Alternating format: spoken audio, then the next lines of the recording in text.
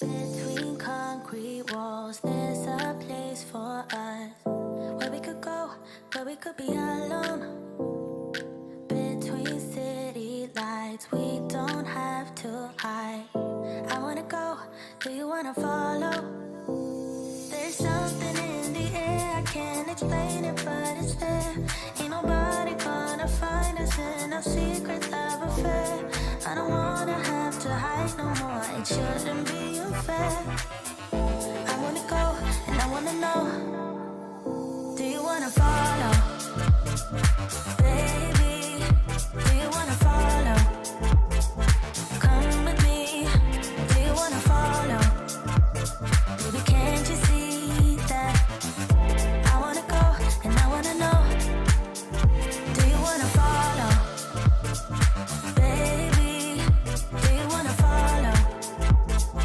Come with me, do you wanna follow? Baby, can't you see that? I wanna go and I wanna know, do you wanna follow? I can't understand why we can't hold hands, but they don't know what we have is real love. Aren't you sick and tired of having to hide? I know a place, do you wanna follow? There's something in the air, I can't explain it, but it's there. Ain't nobody gonna find us in our secret love affair. I don't wanna have to hide no more, it shouldn't be unfair. I wanna go and I wanna know, do you wanna follow? Baby, do you wanna follow? Come with me, do you wanna follow? Baby, can't you see that? I wanna go and I wanna know, do you wanna follow?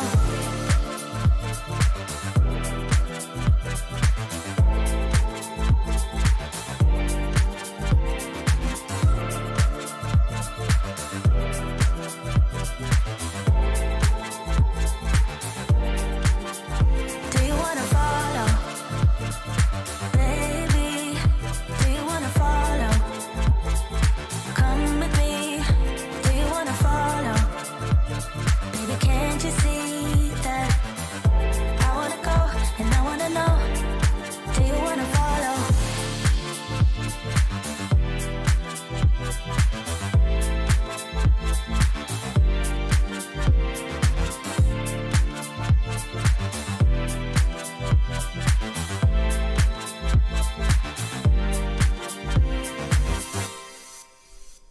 What's up, you guys? Anybody else feel like popping a White Claw?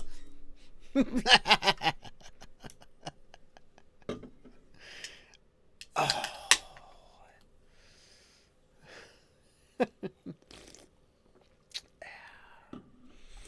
Andy K says, I look at Bardwell's old videos and I can confidently say he looks much sexier with the beard. I agree. Talama42 says, I will leave this stream right now. Will you, though? Will you, though? Don't do that to me.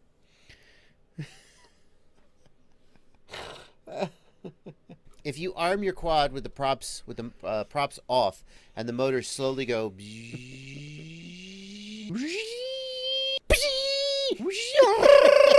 can you make the sound of a quad crashing into drums? This is from my one-man show. I'm releasing an album of Joshua Bardwell makes quadcopter noises.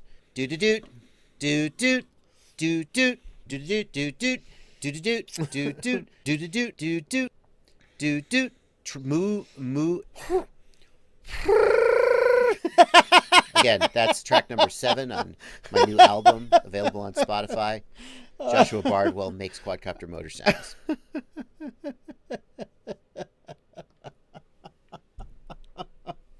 Thank you to Archimedes in the Discord server for that little compilation. All those sounds and more can be yours for just $19.99 if you pick up a copy of my new album, Joshua Bardwell Makes Quadcopter Motor Sounds. I need a soundboard. Big Herc, man, you're 100% right. I need a soundboard. Motor Sounds soundboard. That's really funny. Oh, Jair Lyon says, Josh had me build a quad in 72 hours with zero knowledge before that. Wow. Thank you so much. That means a lot. Now, if only he could teach me how to fly. Oh, man. Welcome to the stream, everybody.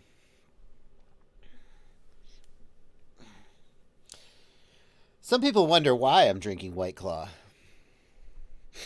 It's not because I'm sponsored. And no, I don't want to be sponsored by White Claw. I'm better than that. But I'm not too good to drink it when someone leaves it at my house.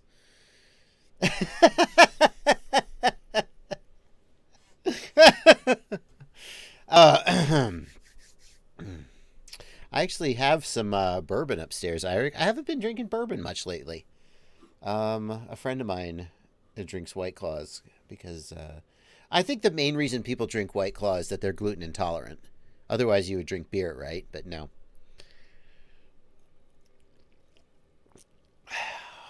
I ain't too proud. I ain't so proud I'm going to throw alcohol away. I'll tell you what. Welcome to Livestream, everybody. Huff19 says, White Claw made me a lot of money in 2020. I assume White Claw to the moon! Diamond hands! Diamond hands! Oh, man. I shouldn't promote alcohol, Jeff Schubert. Kids? Hey, kids. Kids out there, if you're in America and you're under 21, don't drink alcohol. It's not legal. I am not under 21, not by a long shot. Like twice over, I'm not under 21. So I'm going to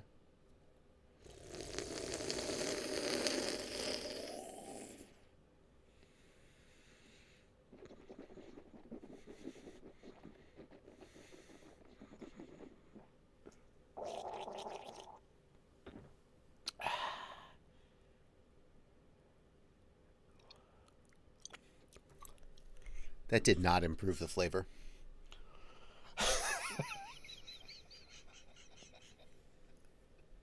That did not improve the flavor of White Claw.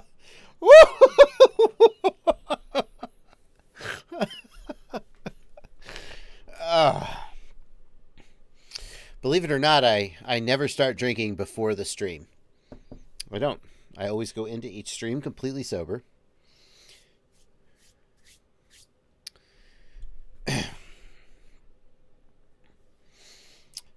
Welcome to the stream. Despite all appearances, this is not a stream about alcohol.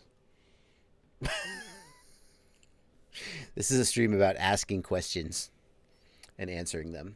And that's what we're going to be doing.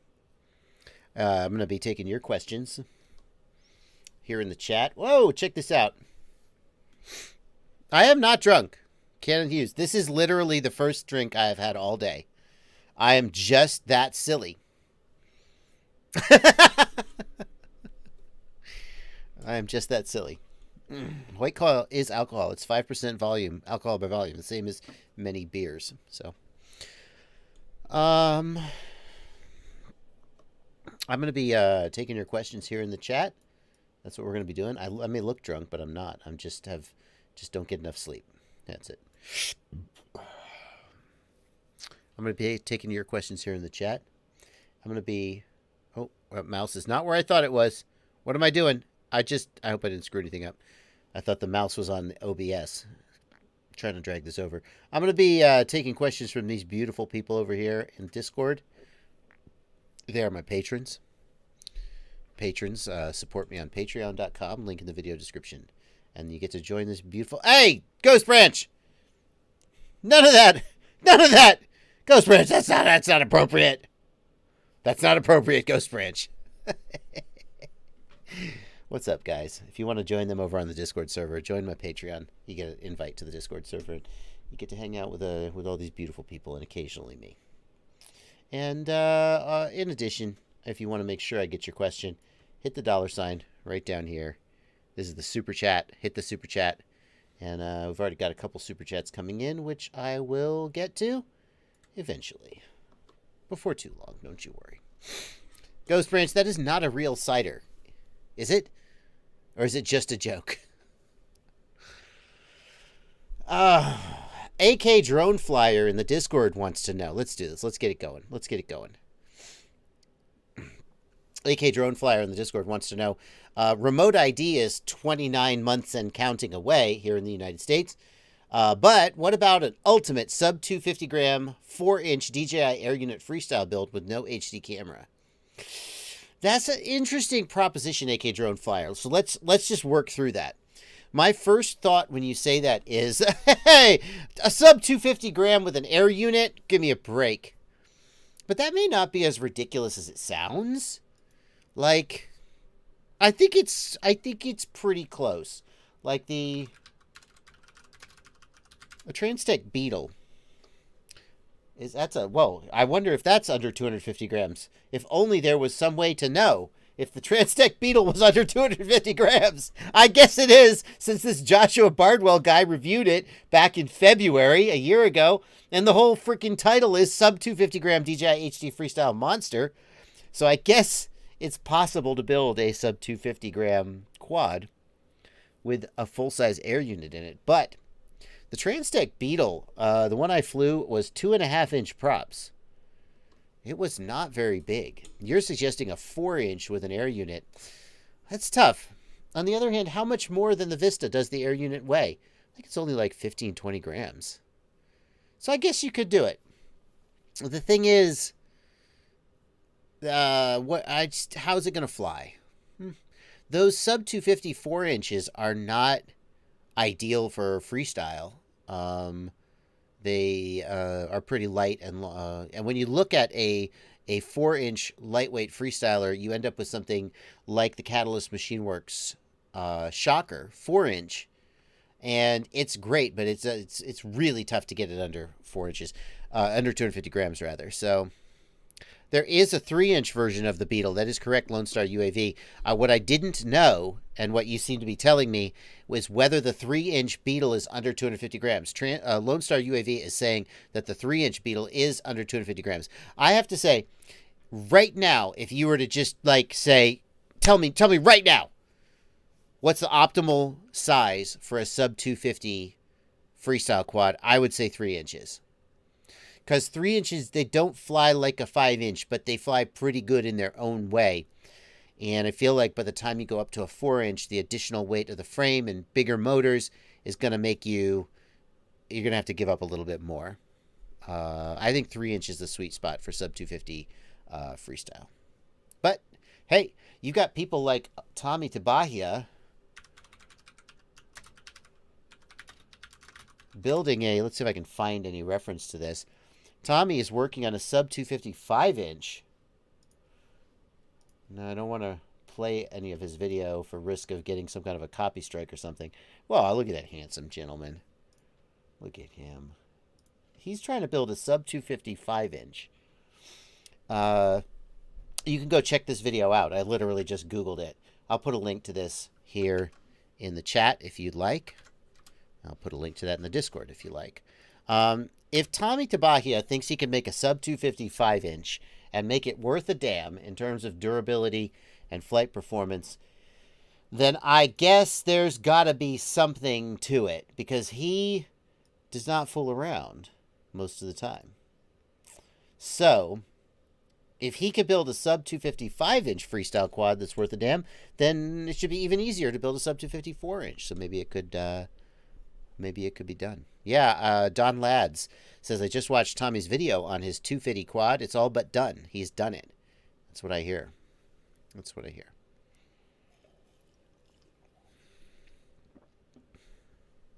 So, Bobby Baggs says, I think he kind of gave up on the sub 250 part. Wasn't that kind of the point? Isn't that already the point? I don't know. The Acrobrat's good, but it's a 3-inch, not a 5-inch, obviously.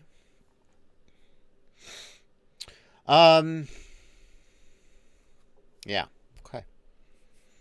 We'll see. We'll see what happens. I mean, bear in mind that based on how big and how expensive the remote ID module ends up being, the 250 gram limit may not really matter much, right? If you could just pay $35 for a remote ID module and slap it on your quad before you go fly, maybe you don't care.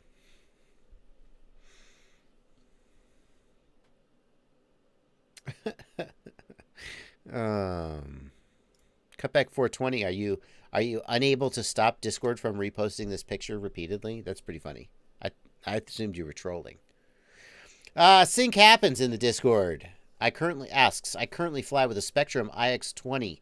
Is it worth swapping from DSMX to Crossfire or Tracer? It does support an external module. Yes, yes, yes, yes, yes.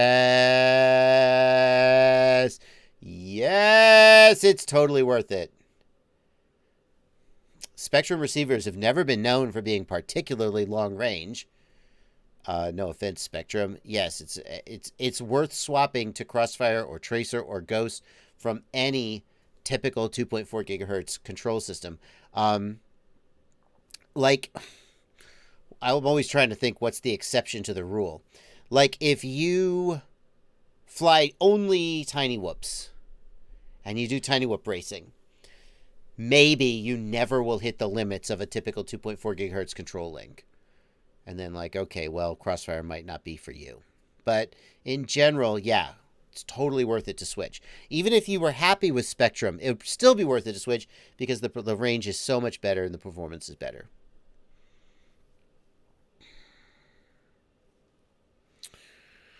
Bowston Ward, we're taking a bunch of questions from the Discord this morning. Don't worry, pleb chat, I haven't forgotten about you.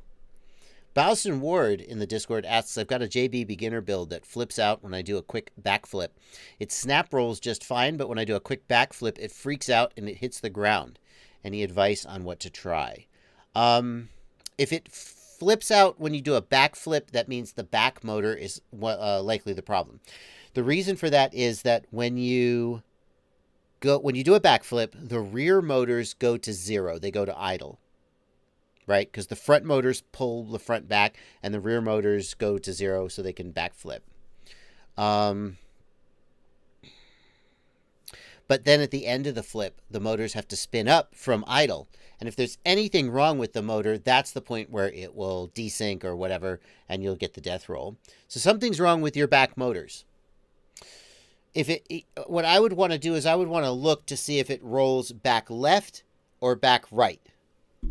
And whichever way it rolls diagonally, that's the motor or ESC that has the problem. At that point, the next thing to do usually is replace the motor with another motor. If you have a spare, do that. Otherwise, swap two motors on the quad and see if it starts rolling the other direction, which would indicate that the motor is the problem. Otherwise, the ESC is the problem. That's the short version of how to troubleshoot motors. UAV Tech responds to the question about Tracer to say, about Spectrum, switching from Spectrum to Crossfire, to say maybe not Tracer. I don't think it has range benefits. I think UAV Tech that Tracer, it was being reported to only go 1 to 3 kilometers. TBS claims they found a bug in their code. Hey, new firmware, shit happens. They claim they found a bug that it was approximately halving their range. If that's true, and they fix the bug, then that approximately doubles the range of Tracer to between 2 and 6 kilometers. But wait, there's more. They also released a firmware update that increases the output power from 100 milliwatts to 1+ watts. They're calling it ludicrous mode. And that 10x increase in output power will more than double. A 6 dB gain would double your range. So they should be, if they were realistically getting 1 to 3 kilometers of range before the bug fix and before the increase in output power, they should be getting, let's say, 6 to 12 kilometers of range after that, at which point, regardless of how you slice it and how much wiggle room you put in there, I feel confident saying today that Tracer should outrange a typical Spectrum free sky, fly sky receiver on 2.4 gig. But I haven't had a chance to test that.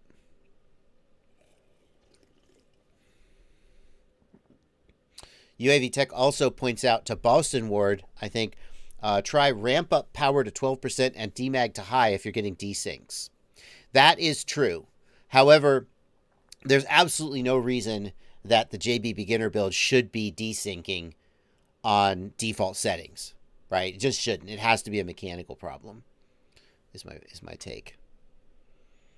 Unless you're doing something really outside the ordinary, like super high KV 6S, 2700 kV 6S or really bonkers big motors, you just shouldn't be getting desyncs on default settings. Yeah.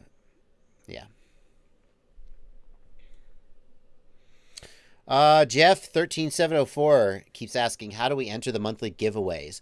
Jeff, in the description of the video that announces the giveaway, there are instructions for how to enter the giveaway. I don't know. I feel like, I mean, obviously, in any public messaging, there's going to be some people who miss the message, but it's hard to, I don't know how people don't get this. Like, it has to be that you didn't watch the video. I mean, Jeff, I'm not trying to pick on you. Maybe, I don't know. But like I say in the video, we're going to do a giveaway. And then I say, at the end of the video, I'm going to tell you about the giveaway. There's a table of contents entry with a timestamp for where the giveaway is if you want to skip to it. And then I always say, instructions for entering the giveaway are down in the video description. So, like, and people are like, how do you enter the giveaway? And I'm like, are you not... I'm going to guess that most people who asked that question saw the title, saw the word giveaway, and then just didn't watch the video.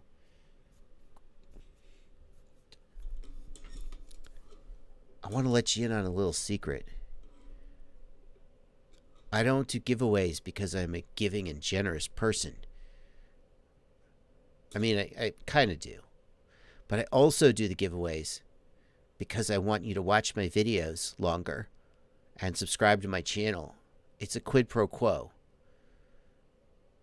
Like, it's not so much of a, like, you know how sometimes there are channels and they go, in order to enter the giveaway, you must subscribe to the channel, and they won't give you the prizes if you didn't subscribe to, follow my Facebook page, follow my Instagram, tell 10 of your friends.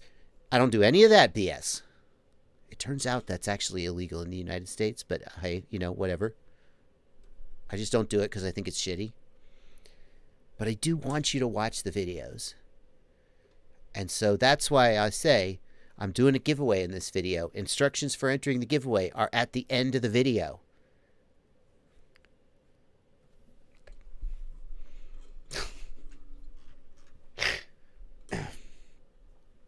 That's also, Speedy Turtle, why I try to put hilarious end cards at the end of my videos to try and incentivize you. Sergio Gonzalez, the reason it's illegal to do a giveaway that way, this is a pet peeve of mine that I never talk about except occasionally on stream I rant about it. Today's going to be that day. So in the United States, if you do like a lottery, if you charge people money to buy tickets to enter your lottery, that's heavily regulated. Because if you think about it, hey, everybody, I'm doing a lottery. Enter the lottery for $1. Oh, it turns out none of you won. Who could have seen that coming? I'm just going to keep your money. It's heavily regulated because there's huge incentive for fraud. Likewise, a raffle is regulated. A raffle is regulated. Anytime that you take compensation in exchange for an entry to a random giveaway, that is regulated under U.S. law. And basically, you're not supposed to do it because you are not complying with the regulation. So it turns out that technically, when a YouTuber says, in order to enter the giveaway, subscribe to my channel, that subscription has value according to the United States Federal Trade Commission or the government or whoever the hell is in charge of that. So when a YouTuber says, subscribe to my channel in order to enter the giveaway, technically they are receiving compensation and are subject to these regulations. And of course, nobody ever cares, but it is true. You're not allowed to receive compensation in exchange for entry into a random giveaway. Anyway. All right. Moving on. Oh, look. We got a ton of super chats coming in. Let me get some of these super chats out of the way. Thank you to everybody who's leaving super chats. It's the traditional half hour into the stream when I finally acknowledge the existence of super chats. Mike O, thank you for a $5 super chat. UAV Tech, a YouTuber couldn't get a raffle license because it's a giveaway, not a raffle. There's technically a difference between a giveaway and a raffle. But Mike O, thanks for a $5 super chat. I have a newbie drone Acroby. It's bound on TX16S with mode FreeSky D8, but no movements in beta flight. Didn't you do a video about this? Mike, I assume the fact that it's bound means... that's tough. Newbie Drone Acroby. Mike, the first question that I have is, which receiver has it got? It has to be a serial-based receiver. Because with an SPI-based receiver, like some Tiny Whoops have a receiver built in, with an SPI-based receiver, if you were able to bind it, there's no further configuration that you need to do. Once it's bound, it just is working in the receiver tab. So you must have a serial-based receiver. And that FreeSky, that Newbie Drone receiver is outputting S-Bus, I think. So my guess, Mike, is that in your ports tab, you haven't enabled the right UART for your serial receiver. That's my guess. Shata, I'm going to have to read this name very carefully. Shata Fly asks, should I lose all my binds to my quads when I update the TBS Tango 2? You lost your binds because if you watch my TBS Tango 2 update video, or if you read the actual instructions from TBS, which I just read and then I made a video following them, but hey, the instructions include a step where you copy the models folder off your SD card and you copy 2 files. I think it's radio.bin. I forget the other file, but there are 3 things you copy off your SD card before you update the firmware. One of those things includes all your binds. So, and then you put them back on the SD card after you're done doing the upgrade. I'm going to guess that you didn't do that. And then when you upgrade it and copy the new SD card contents, you lost your binds. So you shouldn't use your binds, but if you didn't do that step, then you would. And Yoni Musher asks, thank you for $2. Yoni Musher, thoughts on how to make a DIY indoor race gate? Yoni, there are lots of steps out there. I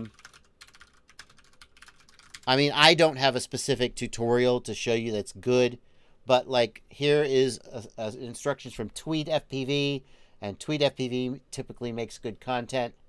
Here's a DIY $10 drone racing gate from Flight Test. That's from back in 2017. We could probably do better. Here is one from Mute FPV from 2016, but Mute FPV's contents is timeless in my opinion, and so we could check that out. I don't have a specific instruction for you to tell you how to do it. There are tons of tutorials online. I can't really vouch for any of them, so thank you for your $2, but screw you, I don't have any helpful advice other than just to say frickin' Google it. And what are you going to do? Jay Cox, thanks for a $5 super chat. How do you travel by airline with your drones and LiPo batteries? LiPo batteries, typically, it's not true in every country, but it's true in the United States.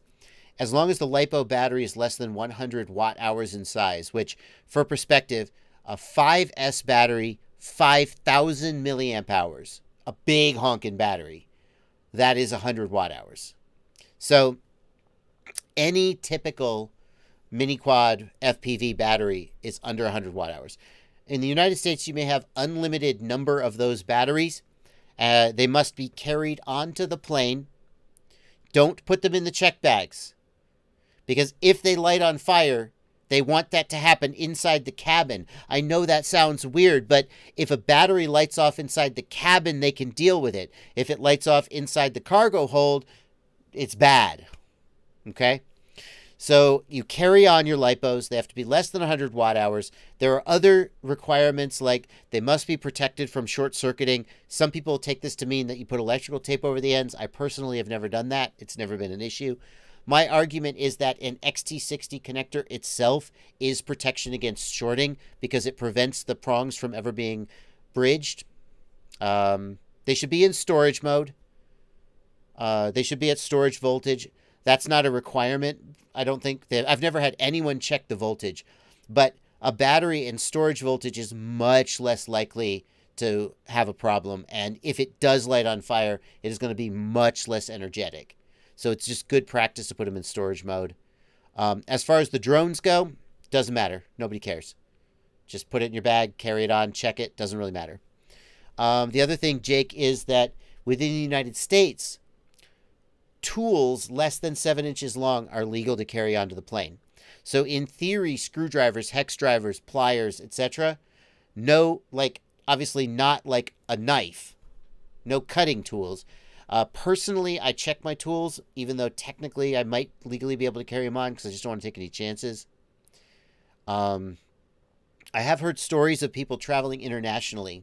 If you're going to travel internationally, you need to look it up, and you need to look up the regulations at the foreign country. Because I've heard, like, the airline will say, oh, yeah, you can carry that stuff on, no problem. And as you're leaving the foreign country, they're like, what are you doing? You can't get on this plane. So do a little more research if you're traveling internationally, but within the United States, it's not that big a deal. It really isn't.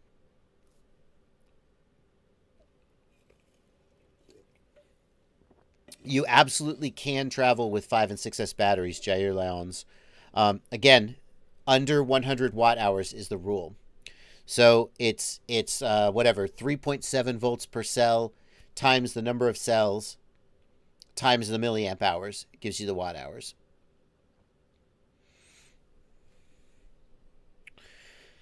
Stinger Swarm, who used to be a commercial airline pilot, has talked about why they don't want the batteries in the cargo hold. And what Stingy said is that in the cargo hold, there is a fire suppression system, and it has one shot. And the problem is that when a LiPo lights off, it triggers the fire suppression system. You fire the fire suppression system, and the fire is out.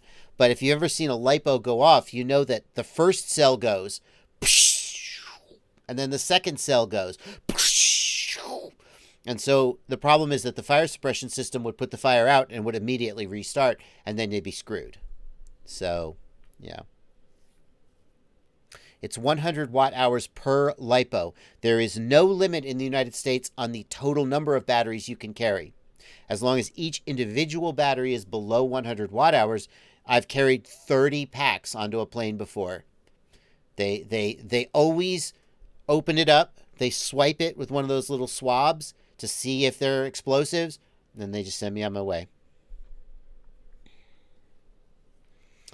Yeah. More Bardwell noises for the soundboard. That's it. I mean, if you certainly should think about, like, Stinger Swarm went to Mexico. I talk about him twice in this story, I guess. He went to Mexico. He flew to Mexico, no problem. Leaving Mexico, they said, you can't bring those on the plane. And he said, but the rules say that I can. And the agent who was there was like, sorry, can't do it. Who knows what the motivation was? Whether the agent was misinformed, whether the agent was angling for a bribe, who knows? Can you bribe people in Mexico? I'm not sure. I'm not sure how overtly corrupt Mexico is compared to other countries that are, like, secretly corrupt. I don't know what was going on, but he lost all his packs. So, I mean, maybe don't bring 30 packs. Hectectica, thanks for $5 in the super chat. What are the technical challenges between a 1080p low latency FPV system? And number 2, any opinions on the iFlight Alpha A85? I have the iFlight Alpha A85 is one of the better bind and fly DJI capable quads in that size. However, to get it down to that size is really challenging.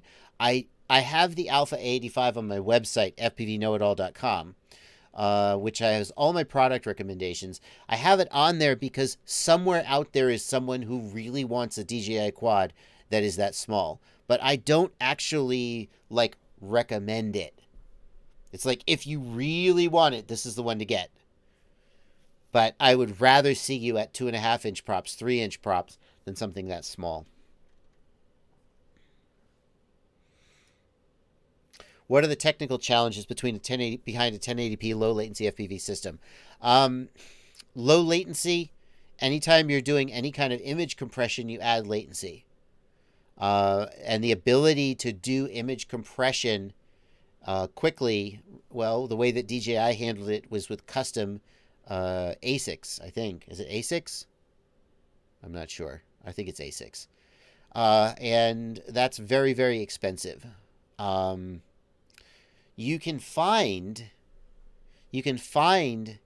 in like production video wireless point-to-point HDMI links, 1080p, whatever, maybe even 4K. These things they weigh like a kilogram, and they have a separate power supply. So they'll broadcast like a sub 1 frame latency HDMI signal, 1080 whatever, and so you're like, well, why don't we use that for FPV? But the range is a few hundred feet maybe, and they're giant. So I mean, the technical challenges are that we need it to be small, we need it to be inexpensive, we need it to be lightweight, and we need not very much latency, and it's just really challenging to get all that stuff in one thing. Starjumper is agreeing. It's a form of FPGA processor.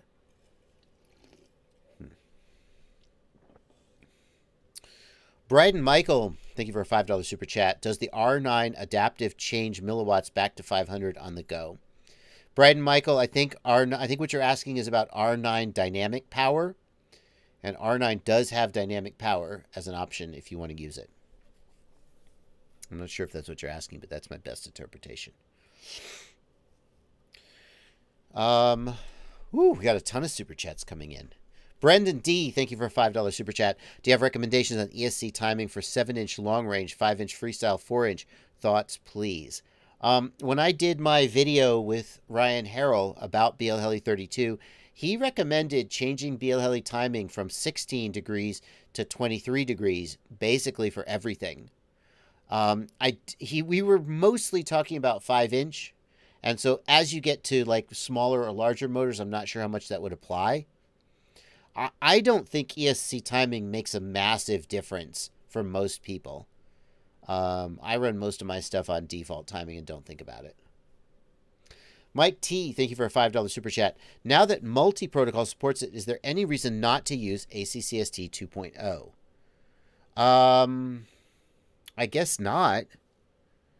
ACCST 2.0 does fix a fairly serious bug in ACCS, or in ACCST. The main reason not to use it was compatibility, but if multi-protocol is supporting it now, which it is, I guess you could use it. Yeah. Puka FPV, what's a good budget racing motor? The Emax Eco 2 is one of the best budget motors right now. The Newbie Drone Smooth, if you can get the 8 motors for $100, is a good choice. And iFlight Zing E, T-Motor Pacer, those are all really decent budget motors. Cy Young, thank you for $10. Just thank you. That's all he says. Zachariah Martin Taylor, thank you for $5 Australian. Have you seen the Rising Sun X-Class frame? Any thoughts? I have not, but I am about to. And so are you. The Rising Sun X-Class frame. The BFW, Big Freaking Wedge X-Class frame. All right, this should be good. What do we got going on here? Well, I fear that this is going to be a case where I do a cursory glance at something, don't fully appreciate its genius, and then am dismissive of it on the stream. But it sure looks to me like it's very, very similar to a Catalyst Machine Works Cannonball. But like, I'm just looking at one picture. Rip and tear. Is it? It's based on... Okay, never mind. It's based on Doom. Well, I like it better. Yeah, rip and tear. It's the BFW, just like the BFG. It does have pretty amazing design of the freaking 3D printed parts, though. I'll give it that. The basic frame design looks very similar to the Cannonball. The 3D printed, or are they injection molded? The plastic parts are freaking amazing. I'm super impressed with that.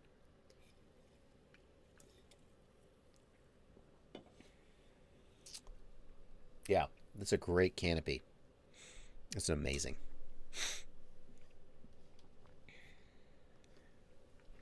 Todd Tube, thanks for $5 super chat. My Tango 2 with a multi-module doesn't seem to have the FreeSky multi-bind option. Am I missing something?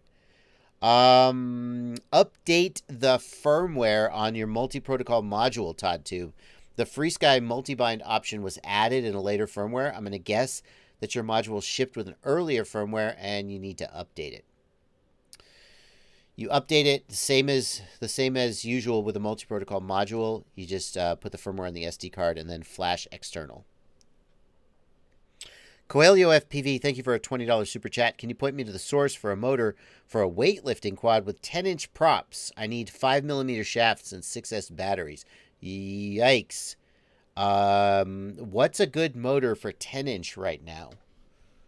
I don't know. I mean, like 2806 is a typical size for 7-inch, but I'm going to guess that the 10-inch guys are going even bigger. I'm going to have to ask the chat for this one, Coelho.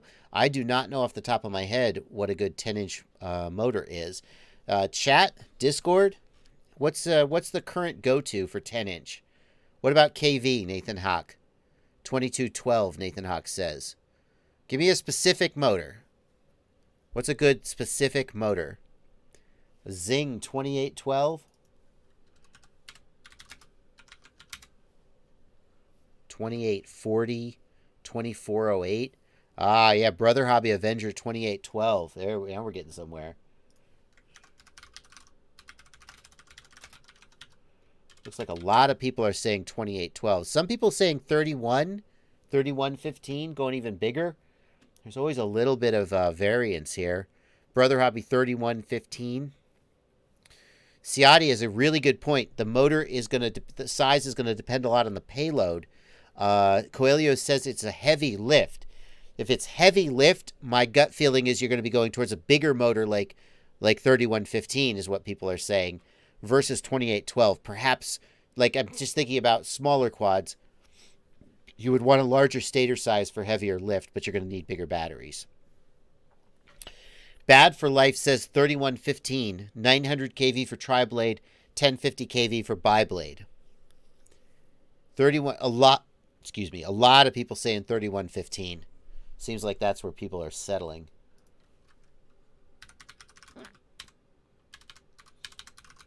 Thank you to the chat for this.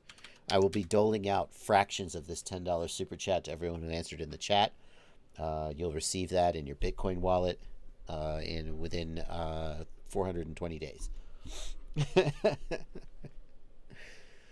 For heavy lift, my gut feeling is you'd want bigger motors. A lot of people are saying 28XX motors, but my gut feeling is that for heavy lift, you'd want a bigger motor, and you'd be around 3115, which is just the larger size. Well, this motor isn't coming up.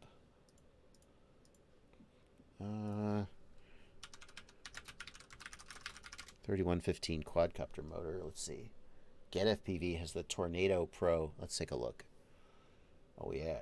That's a thick boy right there. Yeah. If your goal is heavy lift and not performance, you would probably want to go to a lower KV. You would lose some performance, but you'd gain efficiency. So if 1050 kV is a great motor for X-Class drone racing, maybe you would want to try to find a lower KV or just use a throttle limit to slow it down. Carrera Toa motors are fine motors, Eddie Nunez, but I don't think they come in this size.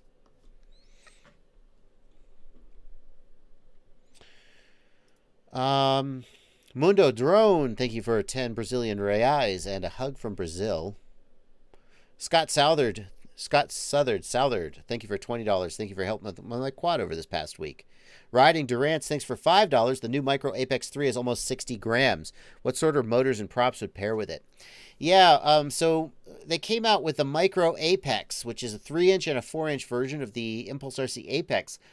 And the advantage of this style of frame is that it looks like a traditional freestyle frame, but it certainly does not make the most of its weight.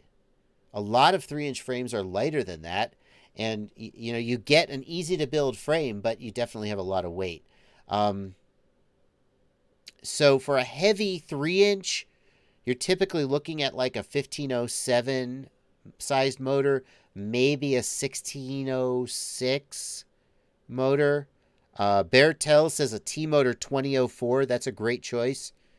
In fact, I think I would... Well, I'm using the 2004s on 4-inch. Do the 2004s work well on 3-inch? You'd need a higher KV. Yeah, but you're going to be using bigger motors for a quad that size. Ciati's in the chat. Ciati, what would you put... What'd you have on your Micro Alien? Ciati also adds a 25 millimeter wide stator will never be able to control the weight of a 10-inch prop. I doubt a 31 millimeter stator would be able to do it either, but I bet there just aren't motors available or made bigger at the moment. All I know is this Brother Hobby Tornado 31 sized motor says it's for drones using 8 or 10-inch props. That doesn't mean it's going to be great at it, though. It could be an 8-inch motor that they're kind of just trying to, bust up to a 10-inch size, even though it will be crappy on 10-inch. What's this T-Motor F1000? What's this motor? 510 kV. So this is going to be a motor for like a 13-inch prop. It's not going to work well on a 10-inch prop, I don't think, because the kV is so low. But this is, now you're getting up into the, whatever, 40. I'm not going to give the size. What's the size?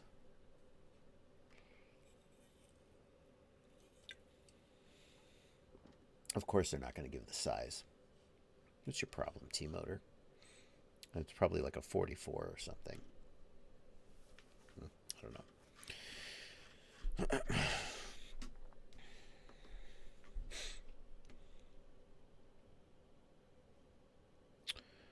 Talama42 thinks that a 31 with a tall stator is getting into the range where they can handle a 10-inch pretty well. It's more ideal to maybe a 9-inch, but it could do a 10-inch okay.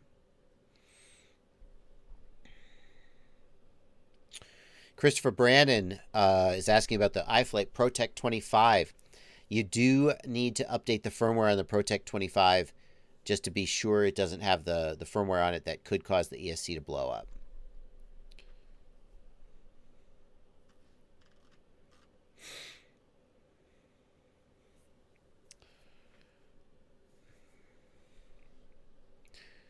Let's see. Ciati, going back to the question about the Micro Apex from Riding Durance. Ciati says, for 3-inch props, you don't want to go below a 13 millimeter wide stator. My current favorite is 15 millimeter wide, and then the stator height sets your total power output. So I said 1507 as the smallest prop motor I would consider. It sounds like Ciati, like a 1507 is the smallest you would go, and maybe go a little higher, or perhaps like up to a 1606. Or a 2004 you could probably make work, or maybe a 2203. Although Richard, my instinct is that a 22 sized motor is going to be too heavy to really make a 3-inch prop, to make the most out of a 3-inch prop.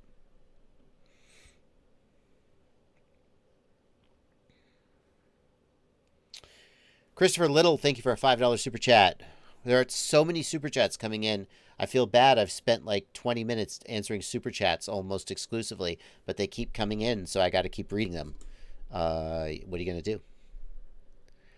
LPDS 70 GTLTR, how to become unshadowbanned. Sir, if you were shadowbanned, I wouldn't be reading this question, so you're not shadowbanned. Congratulations, you've succeeded in becoming unshadowbanned.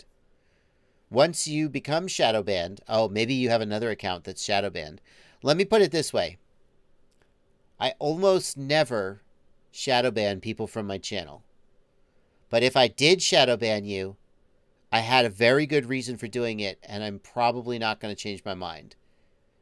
Especially because I probably don't remember why I shadow banned you. So when you come to me and you say, hey, I got shadow banned, do you think you could... Like, I don't remember why I did it, but, like, maybe you just went into the chat and you started shouting the N-word repeatedly. And I was like, whoa, ban this guy! And then you come back to me a year later and you're like, hey, I noticed I was shadow banned. Do you think you could unban me? And I'm like, I don't remember what this guy did. Maybe I should be nice and unban him. But since I don't remember, and since I almost never do it without a really good reason, if you are shadow banned, you're probably screwed. But you're not shadow banned. Oh. Oh, YouTube has shadow banned you. I don't think YouTube does that, but okay. Okay, continuing. What's the largest battery you'd put on a 5-inch that's only for capturing HD chase footage of a slow RC airplane? Looking for max flight time. I think you could get into the 1800 to 2200 milliamp hour 4S range. So do the math to convert that to 6S if you're running 6S. I think that once the battery gets up to the battery, I think ideally the battery weighs about half the weight of the quad itself. So if you have a 400-gram quad, you put a 200-gram battery on it, and you're in a pretty good spot. When the battery starts to get up to close to, say, 75% the weight of the quad, or maybe the battery is as much as the quad itself, you are going to have trouble flying.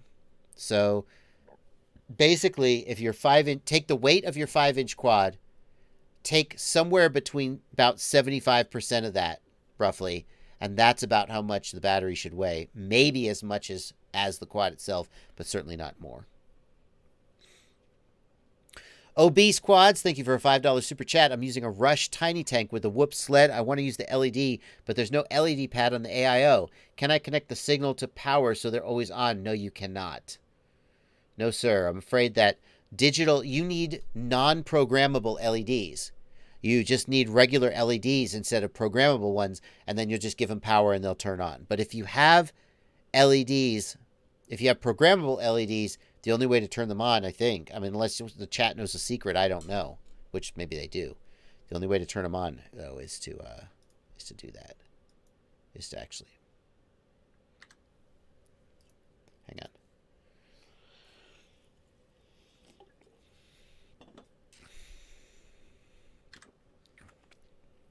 Is there a secret way to cause programmable LEDs to power on without a controller? I don't think so.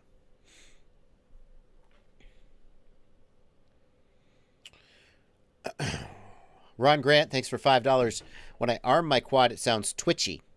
I did add some RC deadband. What do I need to check? Ron, that's a tough one because what you mean by twitchy is hard to know. Like, my first thought when you say twitchy is that you have problems with your gyro. But that may not be what you mean. Ron, the simplest thing to do is for you to send me a link to a video so I can hear the twitchy motors, and then we'll go from there. So feel free to do that, Ron. Thank you for your super chat. DQFPV, thanks for $5 super chat. Are we close to we're almost to the end of the super chats. Can you please help me find compatible antennas for the all-in-one board for the Eachine Novice 3? I ordered IPEX 4 V4 and they don't fit. I don't know how I'm going to tell what type of IPEX connector is on the Eachine Novice V3 just by looking at the photo. Yikes. I mean, guys, what is the standard IPEX connector that's on almost every VTX? Which IPEX connector is it, I guess is what I would ask. Is this... You ordered IPEX 4, but that's not the right one. Like, can we just look for UFL video antenna? I mean, surely that's going to work, right?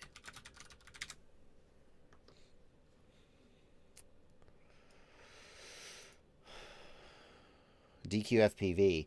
DQFPV, I gotta say, man, like, surely this is the one, right? Like, he said he ordered IPX4 and they don't fit Telehama 42.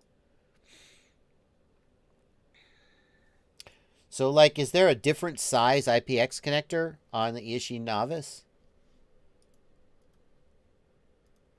Surely not. Eachine Novice.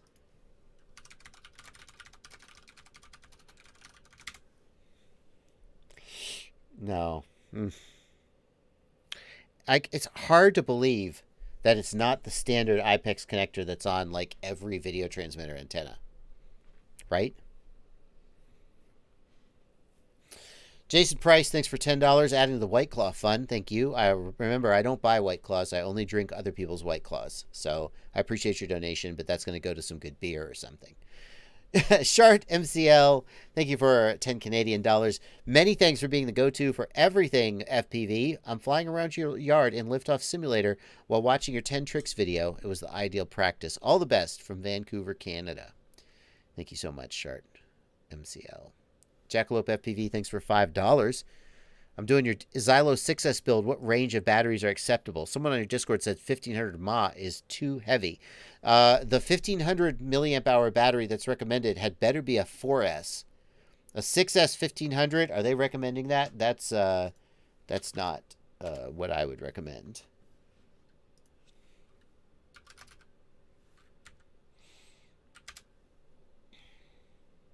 Let's see. This is the pre-built. Frickin'.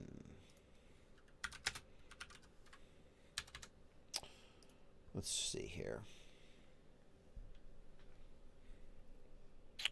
Rainman FPV, there's no problem with running the Caddx Vista off of 6S, but you should have a capacitor on there because voltage spikes can fry the TX pad if you don't have a capacitor. Additional suggested parts. Yeah, no, look at this. The suggested parts are a 1250 6S or a 1500 4S. So that's about right. Anywhere between 1,000 and, let's say 1,000 to 1250 6S is a great choice. 1500 4S. Don't use a 1500 6S. The Discord is right. It will be too heavy. Redbeard Pilot, thank you for a $5 super chat. With the snow blasting the northeast, any tips on protecting a quad from the snow? Well, I mean, conformal coating. That's the answer, isn't it? Oh, I see. Well done. Thank you, chat. They are recommending the N2O 1500 4S 6S. No. They got to stop that. That's silly. You never don't put a 1500 6S on a 5-inch freestyle quad. That's just silly. What does this weigh? 274 grams. Give me a break. I mean, no, that's silly. They shouldn't do that. I'm gonna raise that at the next company meeting. Haha, I'm joking about company meetings. Conformal coating. Just search for like MG Chemicals silicon conformal coating.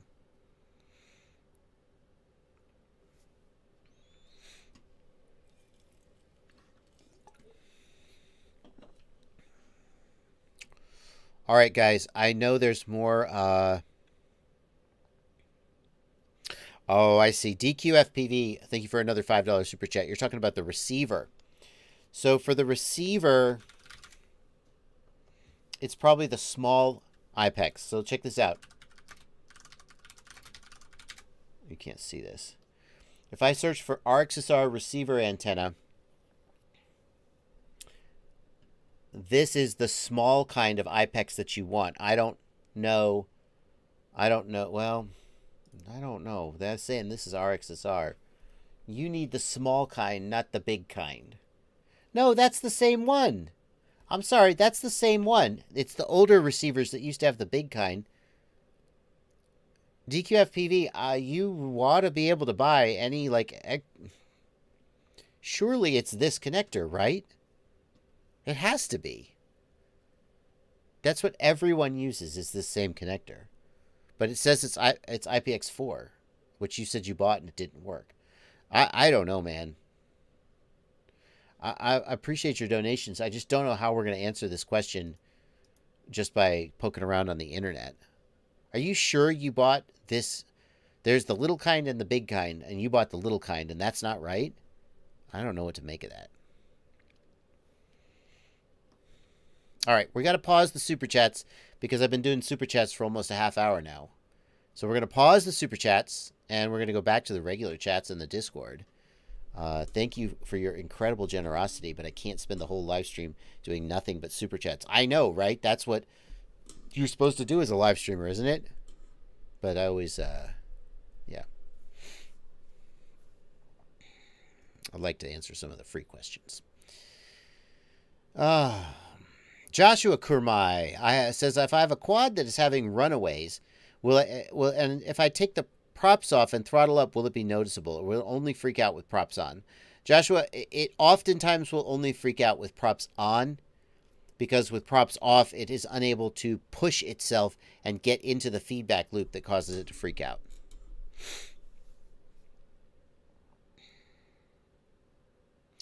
Christopher Gigeri says, do you know when the DJI Goggles V2 will be available? Yes. But I can't tell you, because DJI would have me killed. Do you remember a day at the range? He messed with DJI. Now you don't hear from him anymore, do you?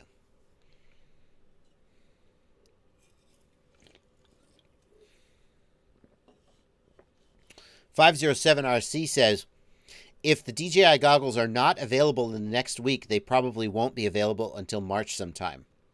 The reason he says that is because starting next week, there's a big holiday, a big national holiday in China, and basically the whole country shuts down. Chinese New Year, if you're new to the hobby. Chinese New Year, the couple weeks in February, just everything, you can't get it. It's out of stock, or you can't get can't get a hold of anybody over in China if you need to get customer service or anything. So you certainly couldn't make any proprietary comments about when the goggles are coming out. But in general, nothing new is released during like the first couple weeks of February. Well, during February, because they go on vacation and just nothing gets done. So I do agree, 507RC, if it doesn't come out in the next week or so, then it's probably not going to come out in February. Eddie Nunez says the DJI goggles will be released on February 4th. Nunez said it here first. February 4th, well, we're going to find out, Eddie, if you're right. Everybody remember that. Eddie Nunez predicts February 4th as the release date for the DJI V2 goggles. That'll be Thursday this week. So by Sunday's live stream, we will all be able to either congratulate Eddie for being right or make fun of him for being wrong. Some people have already gotten the DJI goggles, I hear. Is this true? DJI goggles went on sale for one day, literally one day, and then DJI told all the retailers, stop. I don't know what happened. But I heard from somebody, he said, hey, I'm trying to get my DJI V2 goggles working, and blah, blah, blah, blah. And I said, how do you have the DJI V2 goggles? And he said, I got them from so-and-so. They shipped their pre-orders. I was like, well, that's interesting. Someone's selling them on eBay. Are they, Alex Klein? Are you sure about that? Or are they just defrauding people?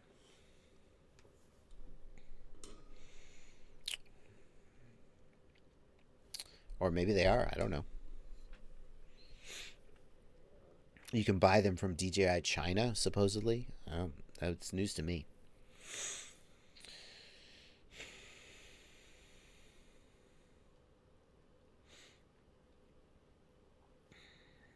Jolly Monster FPV in the Discord says my liftoff quads take off at half throttle, and the transmitter tab in the stick overlay only detects the first half of the throttle. Everything is working in the radio, though. Jolly Monster, the first thing I would do is check the calibration in the simulator to be sure it's detecting your full stick movement. Just make sure that's all working. Big Herkman in the Discord asks, I'm looking to finally get an FPV bag and dump my makeshift bag. What are your thoughts on the new Pyrodrone bag? What? Pyrodrone has a bag? What are you talking about? Pyrodrone Backpack Pro. What the hell? All right. This is literally the first time I've seen this, so let's do a blind react. I hate it. It sucks. It's awful. No, I'm joking. Some people think I have it out for Pyrodrone, so I wanted to make a joke about that, but I don't. Let's see here.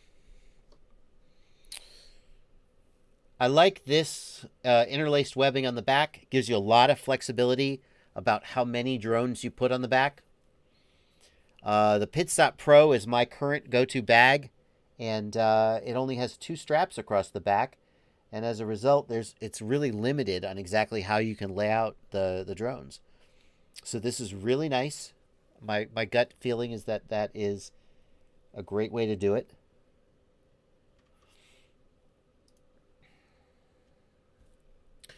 I like these side pouches. I like that the side pouches open like this, so that when the bag is laying down and open, you can open them up and your stuff doesn't all fall out. The typical way that a backpack bag would open the side pouches is they would open from the top, because it's expected that the pack will be sitting upright. But for FPV bags, it's usually expected that you will lay them down when you get wherever you're going and open them up. So this is a really good way of doing it. Looks like there's a handle here on the side. Interesting. Lets you carry it like a briefcase style. Side straps for whatever. Those side straps, whatever you put on the side, is going to be squishing and preventing you from getting at these pouches. So that probably is just going to get in the way. I might not use those. What do we got? Here on the back. Hard to judge how comfortable this is going to be, obviously. You have to wear it to see.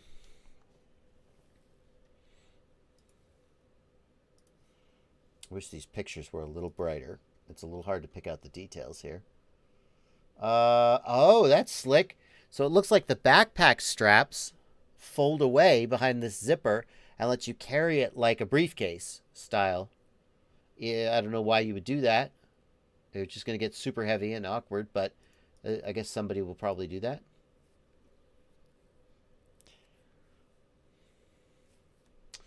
Is this a top opening? I'm not sure what I'm looking at here. Here's the inside. Opens from the side. That's unique. Lots of dividers. Zipper clear here. Maybe put props in here, perhaps. I like that. Lots of choices for organization.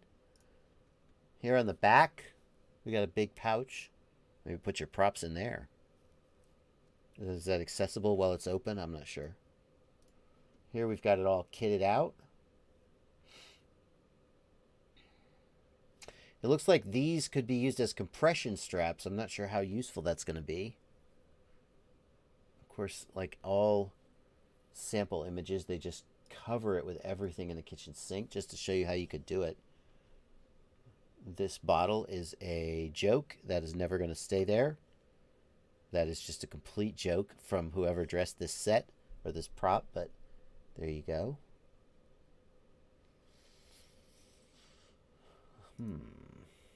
Laptop. Yeah, I don't like my laptop to be on the outside. I like my laptop to be up against my back so it's more protected. I disagree with that decision, but okay. Okay. At least these pictures are better lit.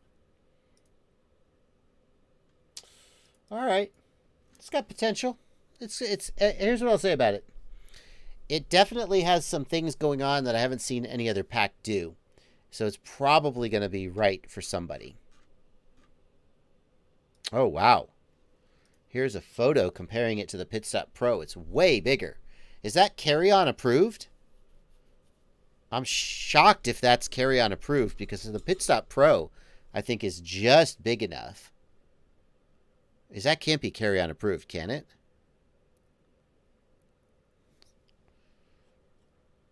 I don't know about that. It's big. I like that.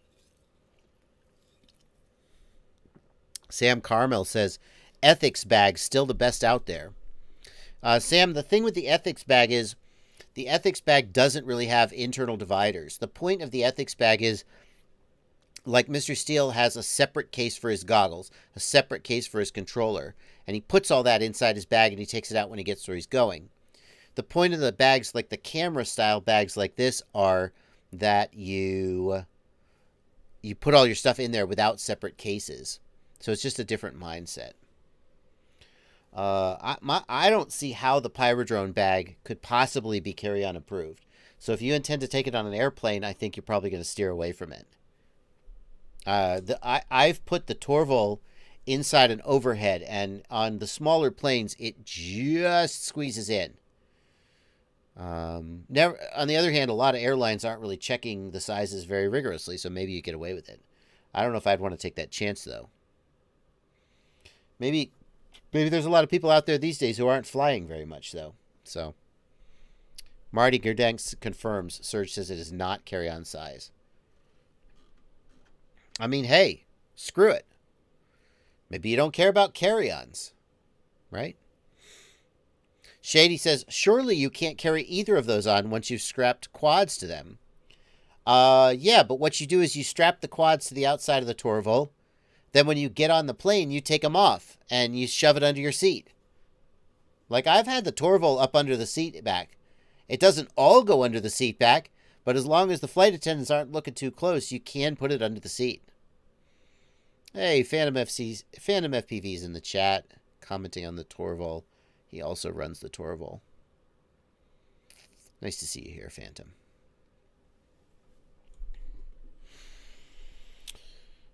There's a lighter version, says Lawrence Martin, of the Pyro bag, which is carry-on capable and releases later this month. Interesting.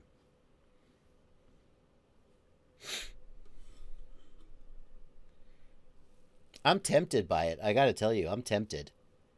I love my Torval, but, you know, I've had the Torval for a couple years, and you're kind of like looking around, you know, like that girlfriend meme where the guy's looking over his shoulder. I need one of those with the Torval.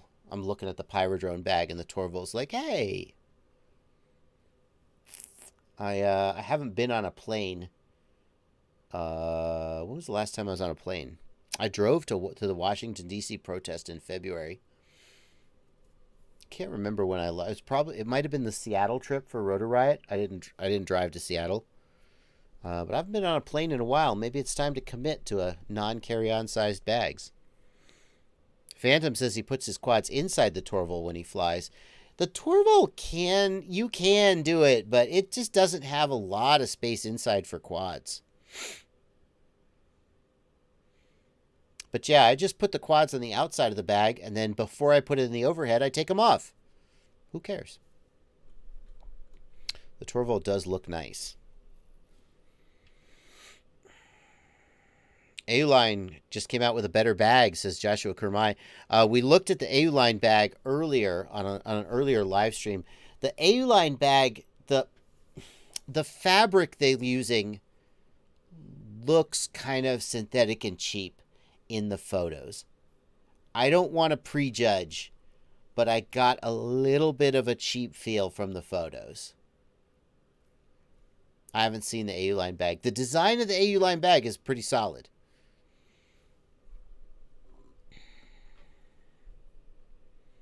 I just was not 100% sold on the build quality based on the look of the material.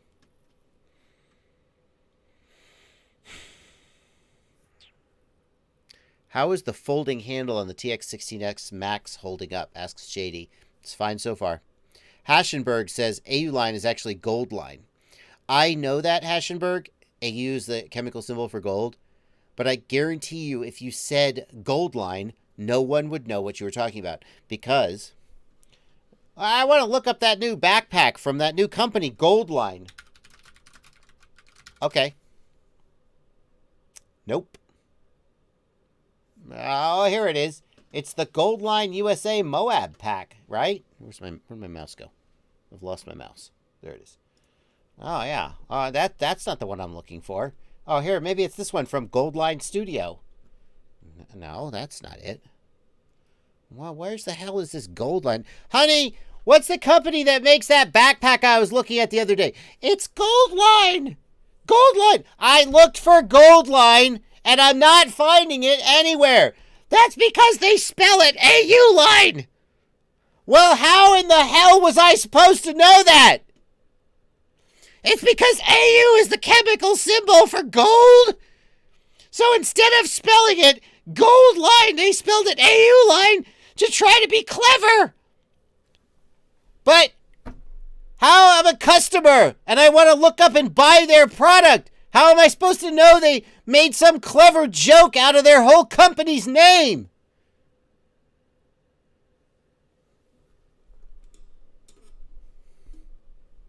Uline. Listen. If you name your entire company after a clever play on words that no one can know exists, it's not a good play. So I'm just going to keep saying Uline because it makes me sound dumb, but at least when you go to look up the damn product, you will search for the right word.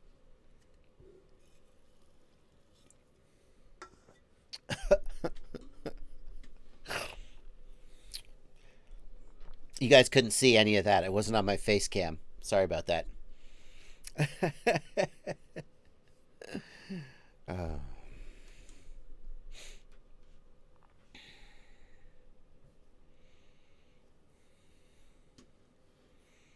Neither of those, by the way, neither of those characters were me or my actual wife.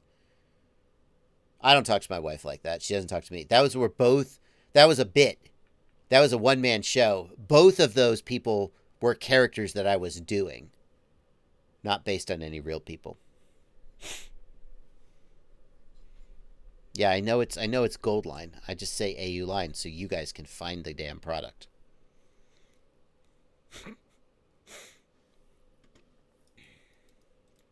Let's get a few more super chats out of the way. Let's focus. Let's get focused here. Anthony Echevarria, thank you for a $10 super chat. My Sky Zone Skyo 2 won't turn on anymore. I just flew a pack and now they won't turn back on. Battery at $40. Today is my first time using them. Could it be a problem with the goggles themselves? I mean, I would think it's the battery first, right? So test the battery. And, you know, if you're sure it's not the battery, then it's got to be the goggles. I would contact Sky Zone support then. Thank you very much to Marco Sai in the Discord for this wonderful piece of work. Thank you so much. I'm going to go right now, and I'm going to post this over in the Pyrodrone Facebook group.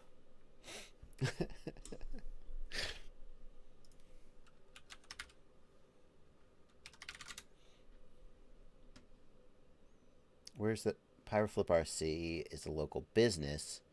Does Pyrodrone not have a Facebook group? Surely they do, right? They have a Facebook page for their business, but not a group? I'll post it on my page. All right.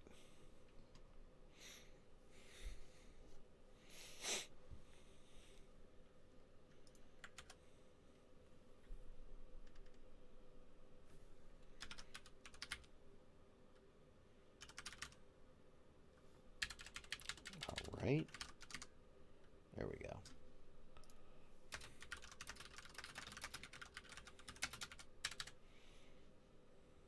There we go.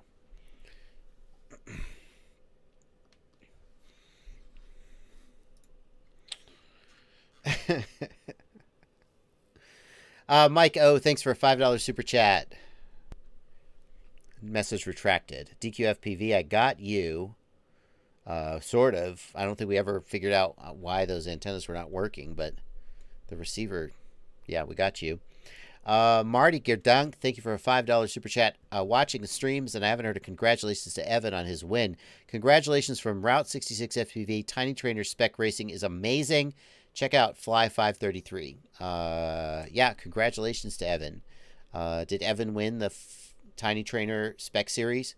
Did Evan race in the Tiny Trainer Spec Series? It seems I actually wasn't aware of that. I mean, I was familiar with the fact that Evan Turner, the famous drone racing pilot, star of DRL, and founder of the amazing company Project 533 Racing, Fly 533. What's the official name of his damn company? Anyway, 533. He started a spec racing series for his Tiny Trainer build. If he then started the spec racing series and then raced in it and beat everybody, seems a little unfair, but okay. Oh, he won DRL. Well, that's better. He won DRL. Well, congratulations. I mean, it was all sim racing this year, so feels like it's a little. Hopefully next year it'll be a little better. Congratulations, anyway. I thought it would be a little rude of him to race in his own racing series. So, okay, he didn't do that. He did say in the super chat, Tiny Trainer spec racing is amazing. I assumed he meant that Evan had raced in his own race. What is the Pyrodrone public group? Oh, it is Pyrodrone. Oh, cool. N3 frame FPV. TBS Source Areo frame. What do you think of it? I don't know. Let's look at it. I hate it. Sorry. It's an ultralight 7-inch frame made with foam core carbon. Why? Why do you want a 7-inch frame to weigh 50 grams? Why do you care? Why would you do this? The whole point of 7-inch is that it's big. And you don't have to think too much about weight. I want a sub 250 gram 7-inch quad. Well, don't. Why do you want that? It's a terrible idea. Stop it.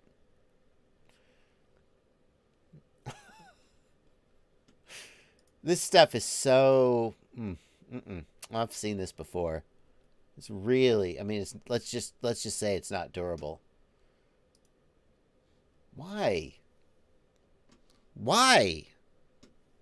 Long-range cruiser. You know what a freaking long-range cruiser weighs 1 kilogram and it carries a 3,000 milliamp hour 6S battery.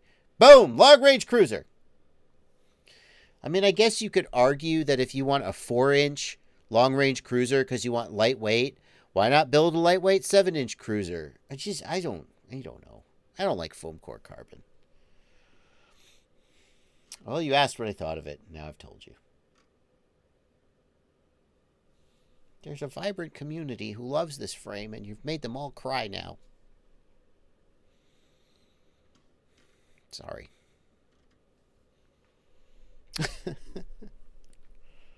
45-minute flight time? Oh, no! However will I get 45 minutes of flight time? I'm going to put a freaking 3,000 milliamp hour lithium ion on my Flywheel Explorer and fly for 45 minutes. Except I won't have a weird foam core carbon frame with 7-inch props and a... I'm sorry, man. It's just one of those things. Like, if you want to say you built a sub 250 7-inch and you're like, I did it. They said it. Bardwell said it couldn't be done. He said it shouldn't be done. And yet I did it. Show him. Okay, good for you. You did it. 507RC says, I think they should have named it the Double Stuffed. Yeah.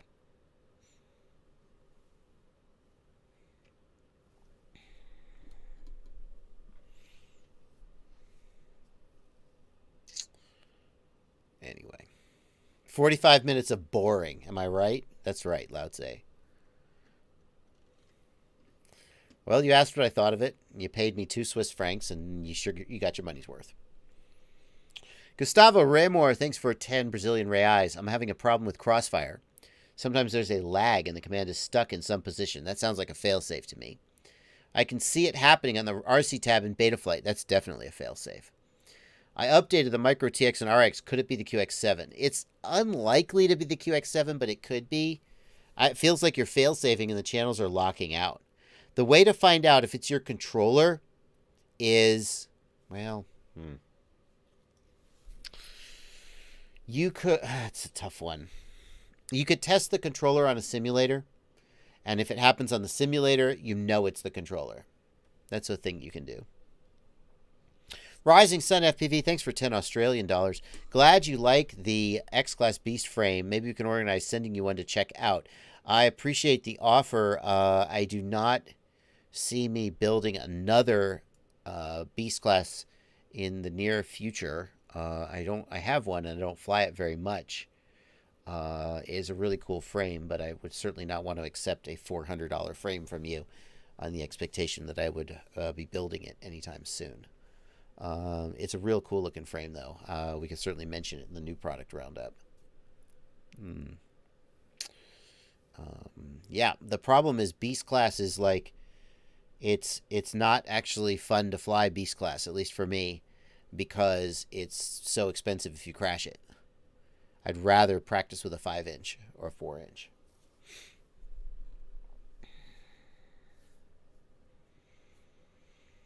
Mr. EFPV says the Sky Pack. This bag. This bag, man.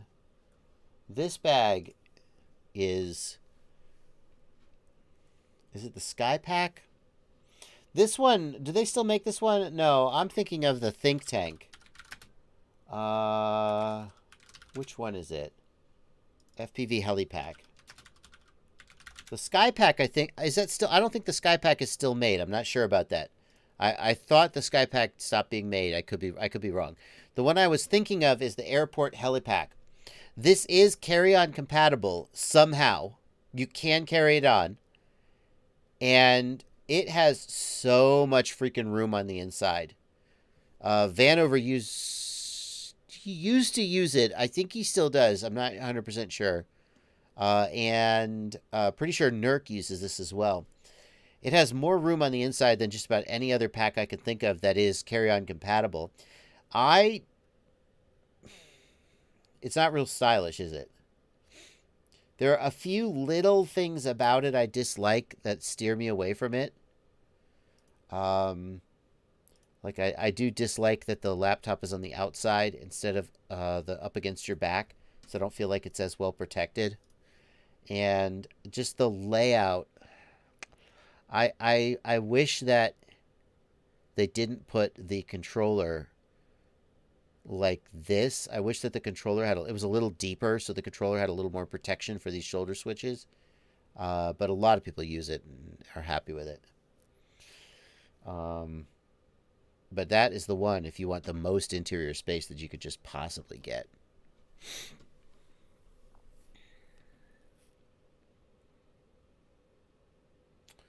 Haschenberg wants any recommendations on a good 20x20 ESC. I'm looking at the Speedix IS40. I mean, in general, you can't go wrong with Speedix. They make good stuff. Typically, you would buy the ESC and the flight controller from the same company, so they plug in easily together. So I would typically pick my ESC for a 2020 based on the flight controller that I wanted, and just cross my fingers that it was a good one. Talama42 says, Beast Class is all the cost and danger of X Class, but without the room to put sponsor stickers on there. Yes. I mean, Beast Class is fun, but here's the thing. Once you start flying it, it doesn't seem that different from a 5-inch. It flies a little different. The big thrill of Beast Class is if you're watching it from the outside. Beast Class is great for demonstrations. It's great for doing fast flybys and just really impressing people with what a drone can do. And Beast Class is, if you want the challenge of large-scale racing for itself, that's fine too. But if I just want to become a better freestyle pilot, there's no reason to fly the Beast Class. It's not teaching me anything about how to be a better pilot. It's teaching me how to better fly a big drone. But the consequences of crashing it they're just not worth the payoff. So I pull the Beast Class out when I'm trying to do a demonstration, but I really don't fly it other than that. It's because I'd always rather fly a 5-inch.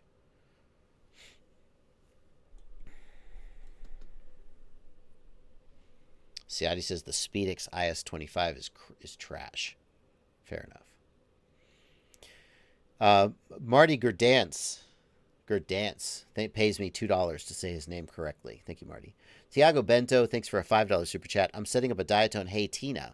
On Betaflight motors 1, 2, and 3 spin and stop 3 times and stop. I get 2 beeps and nothing works.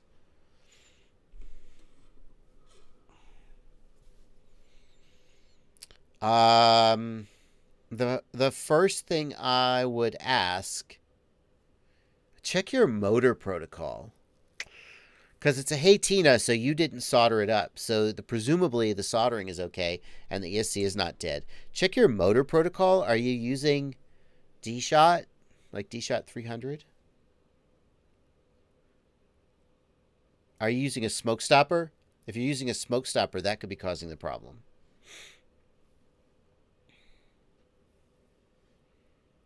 Tiago Bento says motor 4 is fine. Oh, here's more information. Motor 4 is fine. The other 3 motors get really hot. Really hot motors suggests a problem with the ESC. I mean, if this is a brand new Diatone Hatina, go ask Diatone why their freaking quad doesn't work and ask them for a replacement. Or ask the retailer you bought it from. I assume it's brand new because you say you're setting it up.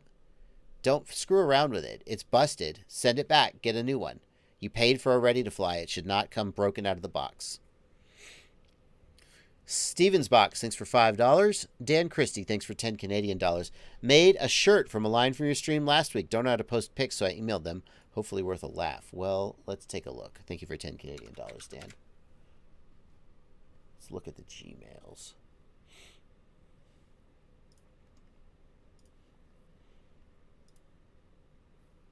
I have to log into my Gmail.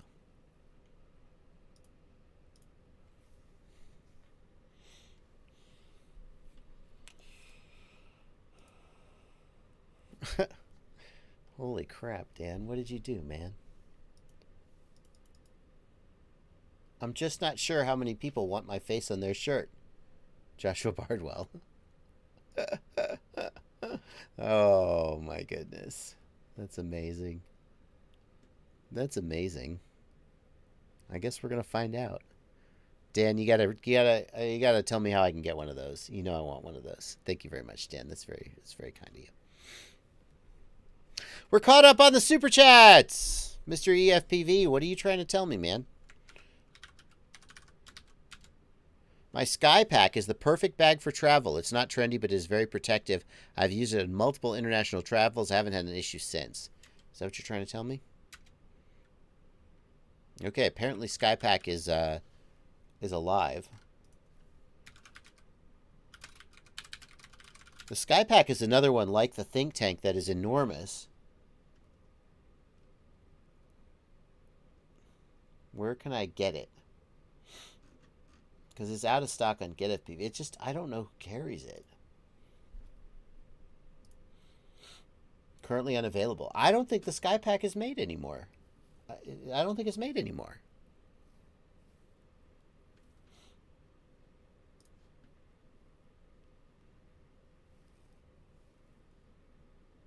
Is it available? Out of stock, see? The Skypack, the cool thing about the Skypack was it split open down the middle. So you had two halves, like a clamshell suitcase. Very cool design. It also could be opened up one way. And it had these dividers and supporters on the inside. Very cool pack. I don't think it's made anymore, though. So. Let's see here.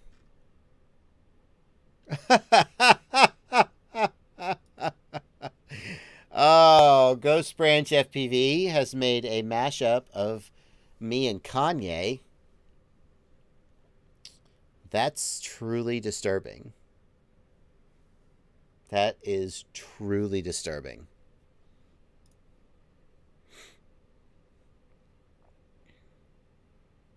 That's truly disturbing.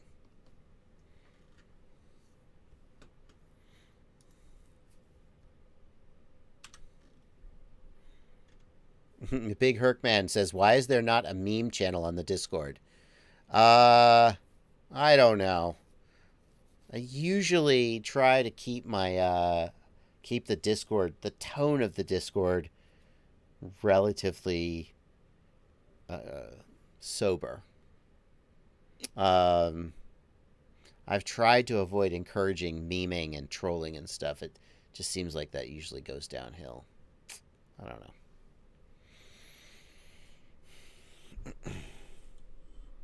We'll have to see. Mike Bergman. What are you trying to get me to say, Mike?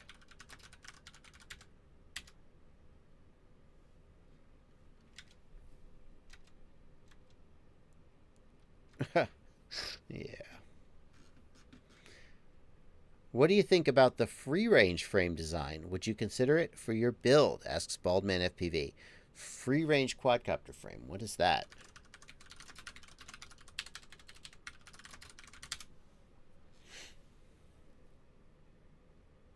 I can't...